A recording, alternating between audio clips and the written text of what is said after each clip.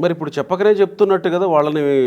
ఇవాళ ఏం చెప్తున్నాడు అతను అంటే మరి అతను నేను రీసెర్చ్ స్కాలర్ని, నేను చాలా ఉన్నత విద్యావంతుడిని అని చెప్పని భ్రమంలో ఉంటాడు. ఆ భ్రమంలో ఉండి వీళ్ళకి గనక ముందస్తు బెయిలిస్తే మొత్తం విచారణ మీద ప్రభావం చూపుద్ది, వీళ్ళు సాక్షులను ప్రభావితం చేస్తారు అంటున్నాడు. వాళ్ళు ఇప్పటిదాకా అరెస్టే కాలా, వాళ్ళు సాక్షులను ప్రభావితం చేయదలుచుకుంటే ఇప్పుడే చేయొచ్చు కదా, ఇప్పటికే చేసేసి ఉండాలి కదా. కాబట్టి పైగా దీని అర్థం ఏంటి, ఏం సంకేతం ఇస్తా ఉన్నాడు, ఈ కేసులో ఎవరో సాక్షులు ఉన్నారని చెప్పని చివరెడ్డి తనకు తానే స్వయంగా అడ్మిట్ అయినట్టు కదా.